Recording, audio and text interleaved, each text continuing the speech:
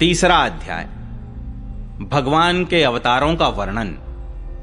श्री सूत जी कहते हैं, सृष्टि के आदि में भगवान ने लोकों के निर्माण की इच्छा की। इच्छा होते ही उन्होंने महत्तत्व आदि से निष्पन्न पुरुष रूप ग्रहण किया। उसमें 10 इंद्रियां, 1 मन और 5 भूत, ये 16 कलाएं थीं। उन्होंने कारण जल में शयन करते हुए जब योग निद्रा का विस्तार किया, तब उनके नाभि सरोवर में से एक कमल प्रकट हुआ और उस कमल से प्रजापतियों के अधिपति ब्रह्मा जी उत्पन्न हुए। भगवान के उस विराट रूप के अंग प्रत्यंग में ही समस्त लोकों की कल्पना की गई है। वह भगवान का विशुद्ध सत्वमय श्रेष्ठ रूप है। योगी लोग दिव्य दृष्टि से भगवान के उस रूप का दर्शन करते हैं। भगवान का वह रूप हजारों पैर, जांघें, भुजाएं और मुखों के कारण अत्यंत विलक्षण है। उसमें सहस्त्रों सिर, हजारों कान, हजारों आंखें और हजारों नासिकाएं हैं। हजारों मुकुट, वस्त्र और कुंडल आदि आभूषणों से वह उल्लसित रहता है।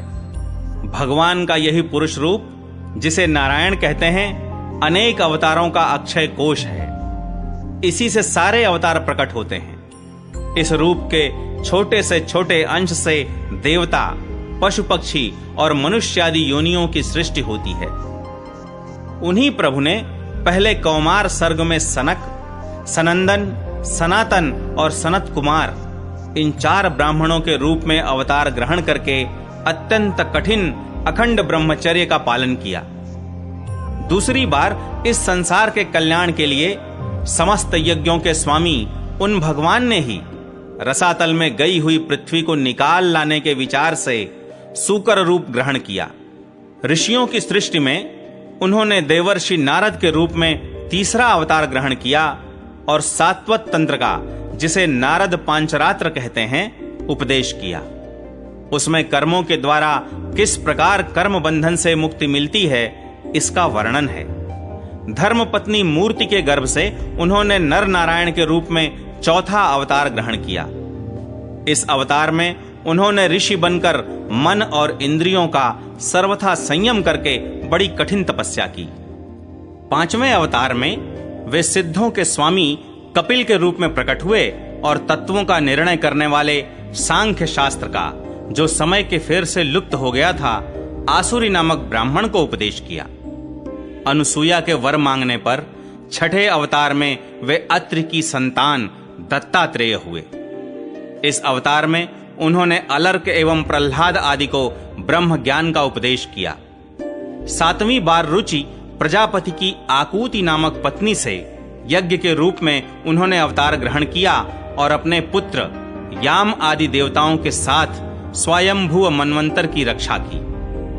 राजा नाभ की पत्नी मेरु देवी के गर्भ से ऋषभ देव के रूप में भगवान ने 8वां अवतार ग्रहण किया। इस रूप में उन्होंने परमहंसों का वह मार्ग, जो सभी आश्रमियों के लिए वंदनीय है, दिखाया। ऋषियों की प्रार्थना से 9वीं बार वे राजा पृथु के रूप में अवतीर्ण हुए। शौनक आदि ऋषियों, इस अवतार में उन्होंने पृथ्वी से समस्त औषधियों का दोहन किया था। इससे यह अवतार सबके लिए बड़ा ही कल्याणकारी हुआ। चाक्षुष मनवंतर के अंत में जब सारी त्रिलोकी समुद्र में डूब रही थी, तब उन्होंने मत्स्य के रूप में 10वां अवतार ग्रहण किया और पृथ्वी रूपी नौका पर बैठाकर अगले मनवंतर के अधिपति वैवस्वत मनु की रक्षा की। जिस समय देवता और दैत्य समुद्र मंथन कर रहे थे, उस समय 11वां अवतार धारण करके कच्छप रूप से भगवान ने मंदराचल को अपनी पीठ पर धारण किया। 12वीं बार धन्वंतरी के रूप में अमृत लेकर समुद्र से प्रकट हुए और 13वीं बार मोहिनी रूप धारण करके दैत्यों को मोहित करते हुए देवताओं को अमृत पिलाया। 14वें अवतार में उन्होंने नरसिंह रूप धारण किया और अत्यंत बलवान दैत्यराज हिरण्यकशिपु की छाती अपने नखों से अनायास इस प्रकार फाड़ डाली, जैसे चटाई बनाने वाला सींक को चीर डालता है। 15वीं बार वामन का रूप धारण करके भगवान दैत्यराज बलि के यज्ञ में गए। वे चाहते तो थे त्रिलोकी का राज्य, परंतु मांगी उन्होंने केवल 3 पग पृथ्वी। 16वें परशुराम अवतार में जब उन्होंने देखा कि राजा लोग ब्राह्मणों के द्रोही हो गए हैं, तब क्रोधित होकर उन्होंने पृथ्वी को 21 बार क्षत्रियों से शून्य कर दिया। इसके बाद 17वें अवतार में सत्यवती के गर्भ से पराशर जी के द्वारा वे व्यास के रूप में अवतीर्ण हुए। उस समय लोगों की समझ और धारणा शक्ति कम देखकर आपने वेद रूप वृक्ष की कई शाखाएं बना दी।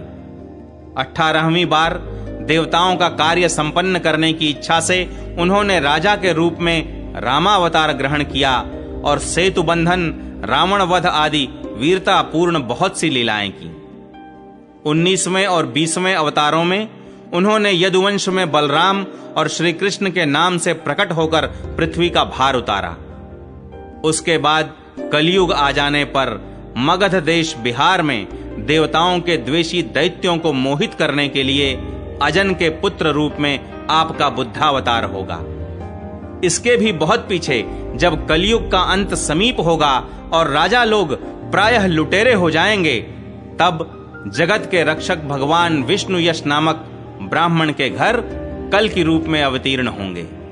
शौनकादि ऋषियों, जैसे अगाध सरोवर से हजारों छोटे छोटे नाले निकलते हैं, वैसे ही सत्वनिधि भगवान श्री हरि के असंख्य अवतार हुआ करते हैं। ऋषि, मनु, देवता, प्रजापति, मनुपुत्र और जितने भी महान शक्तिशाली हैं, वे सब के सब भगवान के ही अंश हैं। ये सब अवतार तो भगवान के अंशावतार अथवा कलावतार हैं, परंतु भगवान श्री कृष्ण तो स्वयं भगवान ही हैं। जब लोग दैत्यों के अत्याचार से व्याकुल हो उठते हैं, तब युग युग में अनेक रूप धारण करके भगवान उनकी रक्षा करते हैं। भगवान के दिव्य जन्मों की यह कथा अत्यंत गोपनीय, रहस्यमयी है। जो मनुष्य एकाग्र चित्त से नियम पूर्वक सायंकाल और प्रातःकाल प्रेम से इसका पाठ करता है, वह सब दुखों से छूट जाता है। प्राकृत स्वरूप रहित चिन्मय भगवान का जो यह स्थूल जगदाकार रूप है, यह उनकी माया के महत्त्वादि गुणों से भगवान में ही कल्पित है।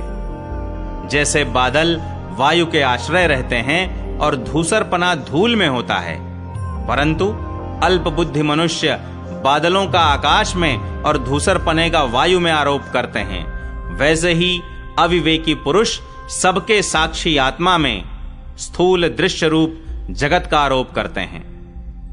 इस स्थूल रूप से परे भगवान का एक सूक्ष्म अव्यक्त रूप है, जो न तो स्थूल की तरह आकारादि गुणों वाला है और न देखने सुनने में ही आ सकता है। वही सूक्ष्म शरीर है।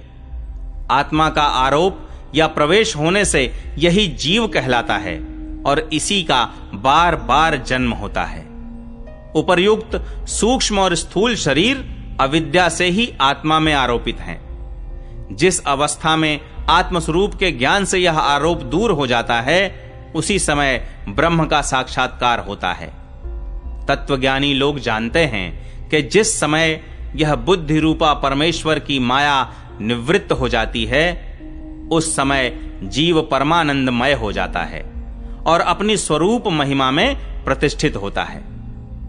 वास्तव में जिनके जन्म नहीं हैं और कर्म भी नहीं हैं, उन हृदयेश्वर भगवान के अप्राकृत जन्म और कर्मों का तत्वज्ञानी लोग इसी प्रकार वर्णन करते हैं, क्योंकि उनके जन्म और कर्म वेदों के अत्यंत गोपनीय रहस्य हैं। भगवान की लीला अमोघ है।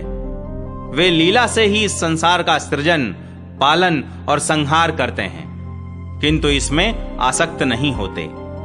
प्राणियों के अंतःकरण में छिपे रहकर ज्ञानेंद्रिय और मन के नियंता के रूप में उनके विषयों को ग्रहण भी करते हैं, परंतु उनसे अलग रहते हैं। वे परम स्वतंत्र हैं। ये विषय कभी उन्हें लिप्त नहीं कर सकते।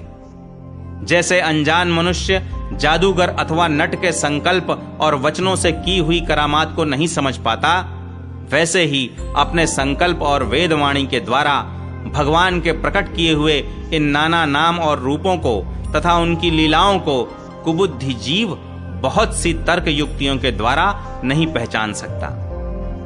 चक्रपाणी भगवान की शक्ति और पराक्रम अनंत है। उनकी कोई थाह नहीं पा सकता। वे सारे जगत के निर्माता होने पर भी उससे सर्वथा परे हैं। उनके स्वरूप को अथवा उनकी लीला के रहस्य को वही जान सकता है जो नित्य निरंतर निष्कपट भाव से उनके चरण कमलों की दिव्य गंध का सेवन करता है, सेवा भाव से उनके चरणों का चिंतन करता रहता है। शौनकादि ऋषियों, आप लोग बड़े ही सौभाग्यशाली तथा धन्य हैं जो इस जीवन में और विघ्न बाधाओं से भरे इस संसार में समस्त लोकों के स्वामी भगवान श्री कृष्ण से वह सर्वात्मक आत्मभाव, वह अनिर्वचनीय अनन्य प्रेम करते हैं जिससे फिर इस जन्म मरण रूप संसार के भयंकर चक्र में नहीं पड़ना होता। भगवान वेदव्यास ने यह वेदों के समान भगवत चरित्र से परिपूर्ण भागवत नाम का पुराण बनाया है। उन्होंने इस श्लाघनीय, कल्याणकारी और महान पुराण को लोगों के परम कल्याण के लिए अपने आत्मज्ञानी शिरोमणि पुत्र को ग्रहण कराया। इसमें सारे वेद और इतिहासों का सार संग्रह किया गया है। शुकदेव जी ने राजा परीक्षित को यह सुनाया। उस समय वे परमर्षियों से घिरे हुए आमरण अनशन का व्रत लेकर गंगा तट पर बैठे हुए थे। भगवान श्री कृष्ण जब धर्म, ज्ञान आदि के साथ अपने परम धाम को पधार गए, तब इस कलयुग में जो लोग अज्ञान रूपी अंधकार से अंधे हो रहे हैं, उनके लिए यह पुराण रूपी सूर्य इस समय प्रकट हुआ है। शौनकादि ऋषियों, जब महातेजस्वी श्री सुखदेव जी महाराज वहां इस पुराण की कथा कह रहे थे, तब मैं भी वहां बैठा था। वहीं मैंने उनकी कृपा पूर्ण अनुमति से इसका अध्ययन किया। मेरा जैसा अध्ययन है और मेरी बुद्धि ने जितना जिस प्रकार इसको ग्रहण किया है, उसी के अनुसार इसे मैं आप लोगों को सुनाऊंगा।